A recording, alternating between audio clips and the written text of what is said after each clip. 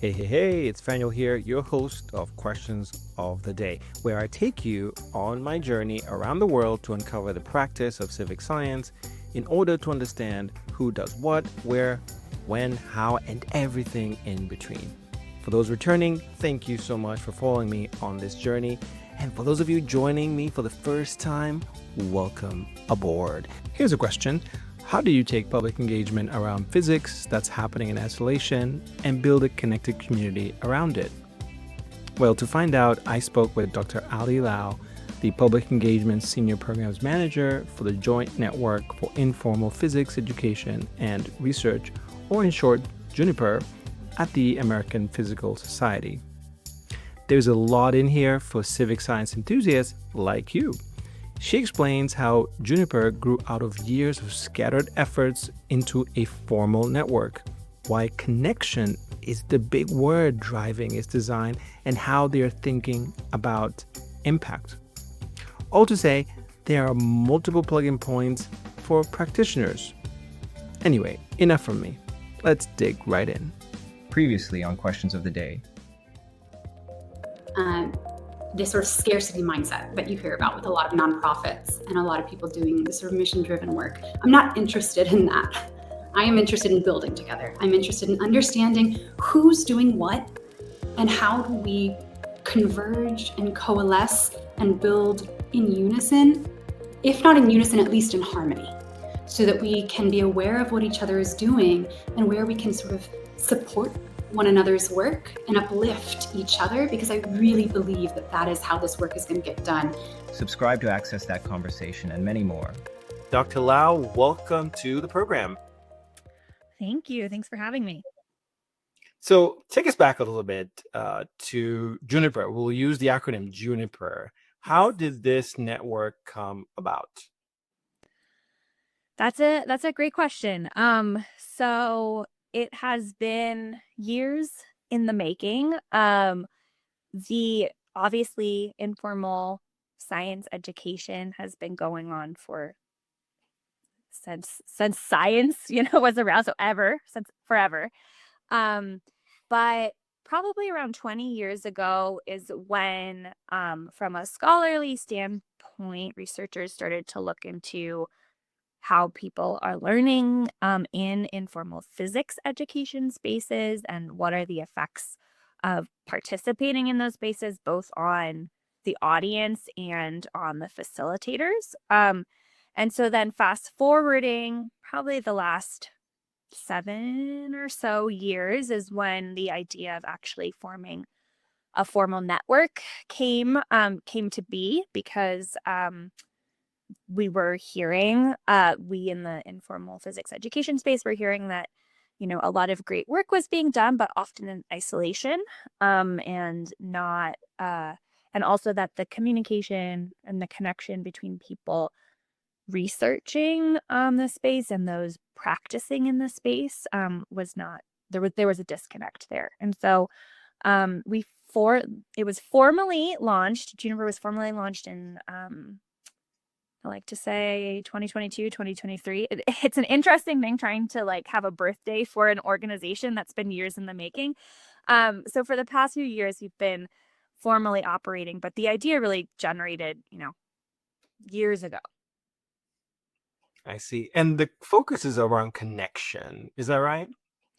Yeah, definitely. Connection is the big word. We're structured as a community of practice. So trying to be a connecting space for those involved in any aspect of informal physics education. So from those just interested and wanting to learn more, to people who've made it their profession and their life's work, really all levels are welcome to join in the community.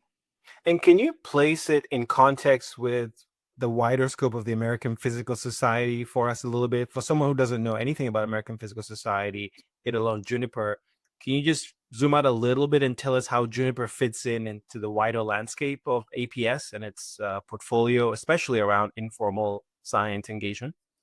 Yeah. So JNIPER is a a collaborative project. So while it is hosted by the American Physical Society, we also have some of the leadership team is at the University of Colorado as well as Michigan State. But the APS, American Physical Society, was a great home for this program because we are a professional society for physicists, both within and outside of the United States. And so the mission of APS is to advance and diffuse the knowledge of physics and the practice of physics. And so certainly public engagement, informal STEM education fits well within that mission. And so JNIPER sits within our public engagement portfolio at APS.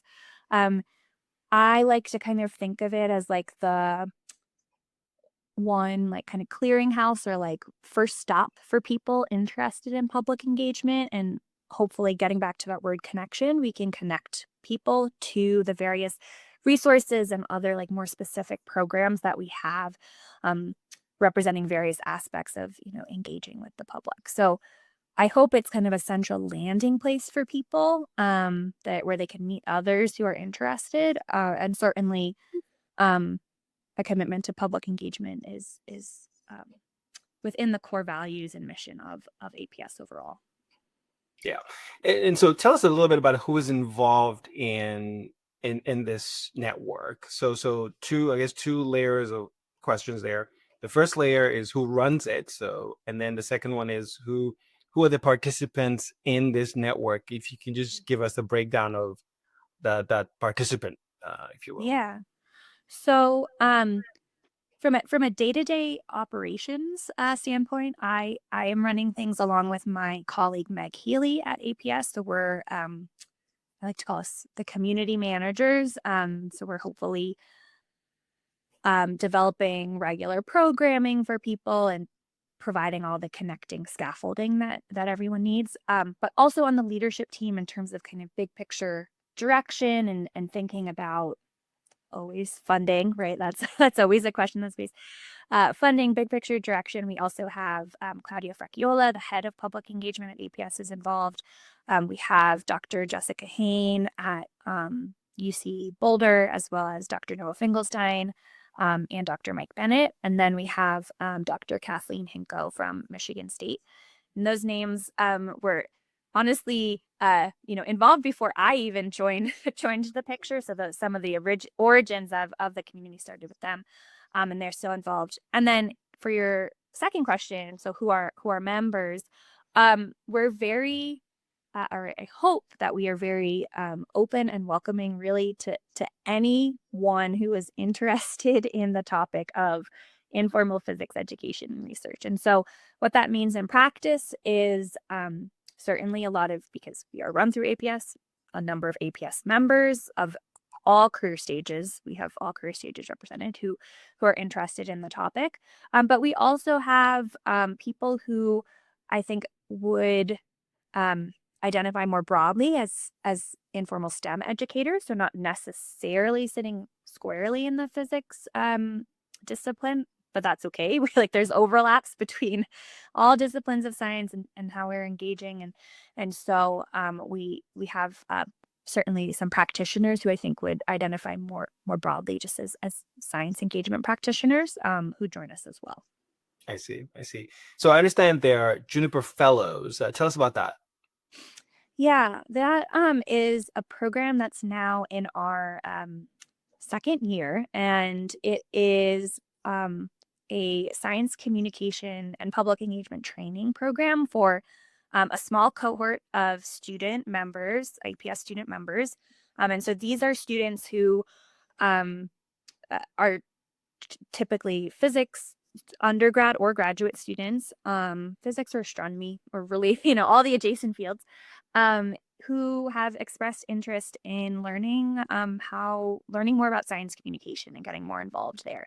And we knew that this was an interest from our members before starting the program. And we thought JNIPER, again, as being kind of hopefully that community hub, would be a great place to host the community of the fellows. And so last year, 2024, we piloted the program with 5 students, and they through a series of twice monthly sessions, would get workshops and presentations and activities on different aspects of science communication. And while they were doing that, they were applying that knowledge to producing content for public engagement programs at APS. And we were also trying to incorporate them in the overall Juniper community to show them that like there is a path in informal physics education, a path they might not have been exposed to, in their traditional programs at their universities. And so this year, currently, we're running our second group of another 5 students, and it's been really great to work with them. I mean, some of them come in with experience with science communication. Some of them are pretty new. And again, we're having them apply what they're learning to produce content for some of our programs. And we're trying to incorporate them in other Juniper activities and meeting with other members, because we don't just want them to learn science communication skills. That's very important. That is something. But we also want them to feel like they're part of a community of people who care about engagement, and that if it is a career path that they're interested in, that it is a possible one, that there are many people who have charted that course. So yeah, it's been an exciting learning experience. Yeah. So now we've warmed up, Allie. We can get into some of the meat of this, and so a question that I always ask my guests is really about how you are thinking, for example, about evaluation and impact. Okay, so if we speak about Juniper, for example, can you just give us the background here about what is the meaning of impact for Juniper, and what are things that you're doing right now to try to capture the metrics, right, to showcase that impact? Yeah, it's something we've thought really deeply about and has been an evolution. Also, kind of what we were capable of doing and measuring. So we have identified a couple of key goals for the community. And so one is, is it feeling like a community to people? Do people find the space, the events we hold, et cetera, welcoming, supportive, meeting their needs?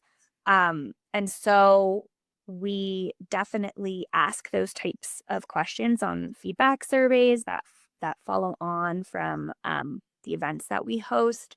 We are also tracking who's returning. So that's another really important metric, not just are we growing as a community, which is important as well, but are people coming back again? Do we have, a core group of people?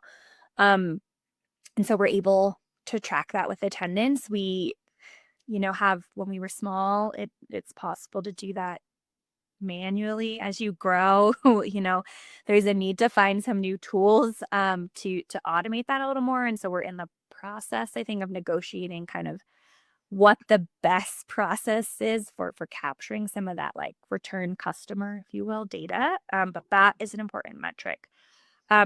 We certainly also want to make sure that people feel that the range of voices and experiences within the informal physics education space are being represented. So we are both thinking about and then tracking who are what voices are being highlighted or showcased in our events. So who are we inviting to be speakers? Who are we inviting to contribute to our newsletter? Is that matching up with, for example, are we making sure student voice is included? So we're tracking kind of those metrics. I think down the line, we're not here yet, but down the line, we would love to be able to better track what collaborations or kind of future projects can be spun out from the members of the network. So we know, we hope, and we know at least anecdotally that members are connecting and meeting each other through the events that we host, but ultimately we want that connection to, be able to grow into something tangible in terms of maybe projects people start together, collaborations, those types of things. And I think we're still a little on the young side to see that, but that is something that in the back of our mind we're thinking about. How do we track? One of the things I'm excited to do later this year, which we haven't done yet, is kind of like an annual community-wide check-in survey where we're starting to actually try to measure like who have you met at these events? What have you taken? Like some of those like bigger picture, hopefully, impacts that you don't necessarily see after a one-time workshop or a one-time community hour that we hold, but over time maybe would grow. So that's something we're looking to do this summer. But it's hard. It's hard tracking kind of the trickle effects, the down the line impacts of our community. Yeah, and I failed to ask this earlier. Could you put a number to the number of members in the network? Yes. So it depends exactly what metric you use, but we are hovering around like 200 or so people at this point.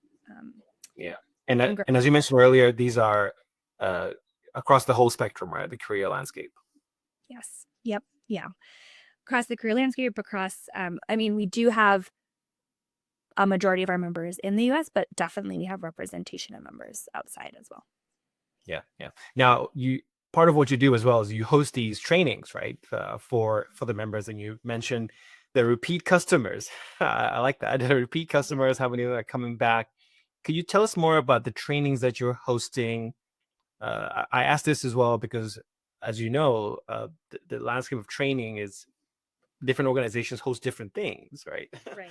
So for those who are listening who may be interested to just get a peek at what you offer, what you want to offer, and especially within mind of physics here, because the focus here is around physics. Mm-hmm. So I'm just curious if there's something specific and unique right in here. Yeah, that's a good question. I think there a lot of the content that we do train in, science communication content, public engagement content, that is in some ways like universal. There's some universal topics that apply no matter the science STEM context. But certainly the examples I think that we pull from, how we kind of customize the the trainings, we try to draw from physics and motivating why people should care about the topic of the training. That motivation is drawn from physics, from physics examples and data and all of that. But in terms of the trainings we offer, so probably the most formal program is the JNIPER Fellows program that we talked about. And I will say, like, it's at a small scale now. I told you, like, 5 students last year, 5 students this year. We got at least 10 times the applications from students than we had spots to accept in that program. So we know that we're not meeting the need there yet, but that there is a great need for more training. But that covers things like how to know who your audience is, identifying your audience, what are your goals, some like really fundamental concepts, how to make sure your communication is inclusive and accessible, how, what techniques should you be using in your communication, like what, for example, storytelling, and what does that look like. So we cover those types of topics with the fellows. We also, though, offer for anyone workshops. I call it kind of like, for lack of a better term, like general public engagement training. And the difference there is, I think that the context that people might be looking at is much broader than our JNIPER Fellows, where JNIPER Fellows were pretty focused on, like, there's, for example, a written or audio story you're going to be producing for us, or, particular product, whereas public engagement training is more broad to, you want to engage the public. Great. How do you start with that question and actually get from there to a tangible event, activity, program, insert what you want. And so that covers we've run that in many different forms, from, a 1-hour workshop to a month-long, multi-part training. But that covers things similar to the science communication training. What are your goals? Who's your audience? But also then taking people through implementation, thinking, how do you move from goals to activities? How do you move then also from activities to evaluation, thinking about evaluation before you start to make sure that you're set up to know the impact? How do you think about resources and sustainability? All of those questions. Partnership is a big one that comes up. So who are you going to engage with? Not just who's your audience, but who are your partners in what you're going to be doing. So we train our members on those, all of those types of questions. Yeah. And what are they telling you? I'm not sure if it's too early right now, and you told me that you're trying to do these surveys, but even anecdotally, what stories are you hearing from their participation in the network, in your trainings, to get a sense of that impact? Yeah. So I think a key metric for me, that I really like that I think is a good sign, is that we hold monthly, we call them coffee hours. They're virtual events, and we'll host one of our members to talk about their work in informal physics education. And those the attendance at those has become pretty stable, like at a good, like I'd say around 30 people every month. But there's always some new faces and always some core faces. And to me, that shows that we're both growing, expanding into topics that new people are joining us for, but that also people are coming back. And I think that's very important. In terms of some of the qualitative feedback we've heard from people, I think they are appreciating the space to connect. They're echoing, the things that motivated us to start the network in the first place, so that they don't have this community or network locally wherever they are. They also are able to communicate, and this is one thing, we try to support, but like the sometimes lack of recognition, the lack of support that they get more locally, or they're just feeling more broadly for their work. And so that's certainly something we're trying to do with the network, is bring recognition to the work that people are doing in this space, legitimizing it, recognizing it. I think coming from an APS platform, that's a strength for us and for our members. And so I think there's appreciation for that, but also sharing just that there are existing challenges that people are facing, but that I think the network is a place that people feel they can go for support, which is good. That's what we want to see. Yeah, I mean, especially now, right? I mean, you kind of need to, doing this alone is not easy, right? No, and it's not. I mean, I think always in the current moment, yes, but always, the best engagement, the best informal physics education, STEM informal education, has been in partnership with communities, with each other. While not to say that individual efforts or solo efforts are not important. I think they are. But just the reality of, if we're going to really engage effectively with our communities, like that partnership has to be a crucial part of it, but also partnership with other people who are doing this work, right?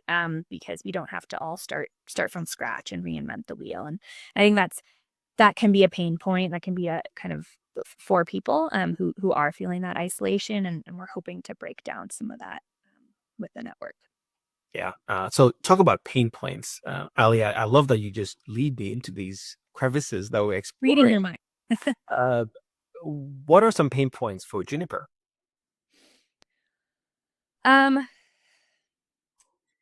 Pain points. I mean, so we are very lucky to have the support of APS, but funding is always a pain point, I think, in this line of work. Figuring out what's the right fit for our needs, and to help grow the community. I talked about recognition, and we want to be able to recognize our members, our community members, for contributions that they're making, for time they're putting in. Sometimes recognition is monetary, right? Not always, but sometimes. And so that's something we've been exploring. Again, grateful for the support we are getting from APS, but there's always more we're looking into. So yeah, unsurprising to you, funding would would be one. I think also, managing what is the balance between kind of what we can offer with our organizational team, and what are the most pressing needs for for our community. There's always more requests and ideas than we can fill at a given moment, right? Our members have amazing ideas about resources and trainings and other opportunities that would be, I think, of great use to people in the community, but we also have to prioritize, and that's always a tough call, especially in the ever-changing landscapes of is this going to be too outdated 2 months from now? Are people actually going to use XYZ resource? So that's something we're also always asking ourselves, of kind of where do we put our focus. So just to jump in there, so is there an influx of your members asking for things? And of course, as you are talking about capacity challenges, right, to meet them, and then asking yourself, do you need this thing, right? Did I read that right? So could you share a little bit about what are they specifically asking for? Yeah, what are they asking for? Yeah, so this has been ongoing since, I think, since I've been involved anyway in JNIPER, is that because a lot of the work, engagement work, is done in isolation. And I will say a lot of the people who are often facilitating public engagement in physics, these informal physics education programs, aren't necessarily from an education background or from an informal education background. They're kind of learning on their own. There are often requests for how-to guides, like what are, from the very specific, like, do other people have activities on insert physics concept engagement, right? To the more broad, like, what are general practice guides, that, like, best practices that I can share with people. So those types of resources are asked for. Also, we talk a lot, as a community, about advocacy for public engagement work. So how do we make sure it's seen and recognized as a legitimate part of the physics discipline? And so with that comes requests for resources on talking points. If I'm going to my department chair, like, what should I be saying? So yeah, talking points for various different audiences.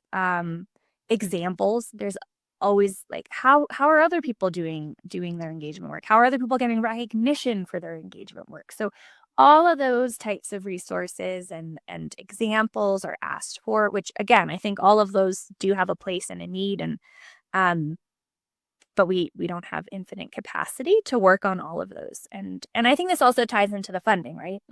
Because we have amazing members of our community, and I'd love to be able to compensate them to help with the development of some of these resources, but that's not always possible.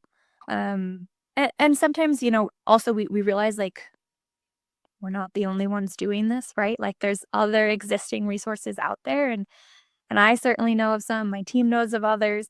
I'm sure I don't have an encyclopedic knowledge of all that's out there, but even, finding those other resources, right? Like, that does take some time to make sure you're kind of staying abreast of what others in the broader engagement community are doing and creating. Yeah. I mean, Ali, I wish we could just keep talking, and I always tell everyone this is just an opening set of opening entryways, right? Should we say, in trying to learn more about what you do, what you're learning from what you're doing, right? And Yeah. thank you for taking time to share that. Of course, there's so much more that we can unpack. I wanted to, you've been talking about this, right? Funding to do what specifically? That was kind of one of my questions. And I think you tried to answer that already. It, it, I think the aspect now is around partnerships, right? So folks who are listening, they're funders, there are other people that are fully interested in it.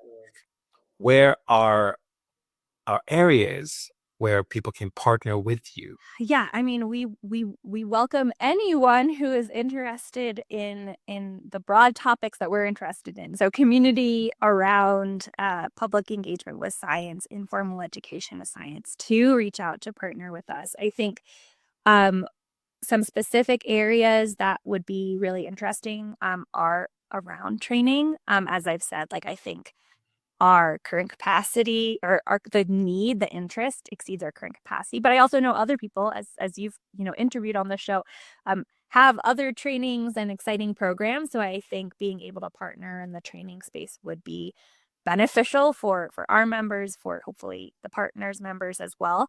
That would be one. I think the other is this idea of advocacy. So how do we effectively articulate both within the discipline of physics, but more broadly to other stakeholders, the value in public engagement with science, of civic science, right? Of how do we communicate that effectively? That would be really awesome to partner on as well. I know a lot of people are working in that space. Yeah, a lot of collaborations that need to take place. We're talking offline about that, the need for that. Okay, this is my last question. I promise my last question. Now, I want you to pretend, right? Pretend. We're gonna do a little bit of a hypothetical. You just got like $200,000 unrestricted grant, Allie. The dream, right? Unrestricted grant. You can deploy it wherever you want to support JNIPER. And so my question is, how would you deploy these funds for you guys to reach to support your growth over the next 5-10 years, right? So I think the question really is about the future of JNIPER, right? So you got this bolus pot of money now, right? Unrestricted. Where do you deploy it, and how will that help you reach your goals? Oh, I love that question. I love being given money to imagine what to do with. Yeah, I think so. I think there would be maybe a couple of ways. So one, I think we would look at bringing more community members into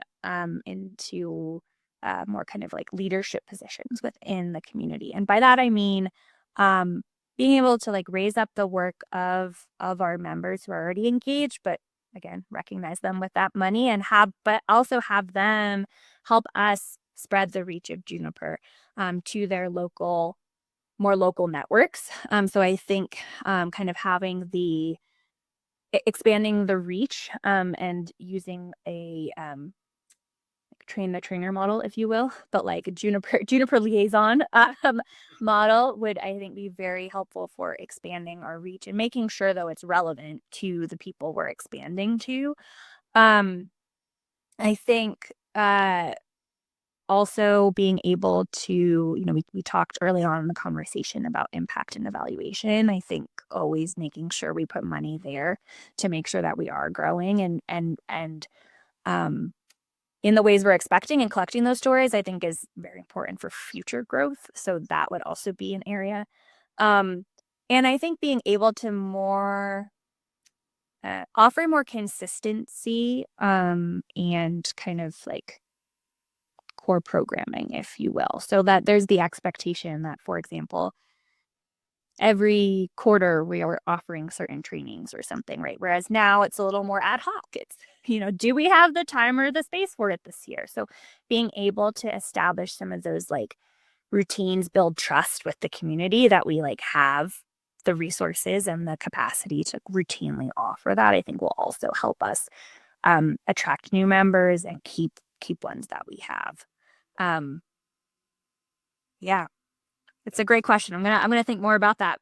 That's why we need to have you back, and I think there's so much in there, even from that last answer.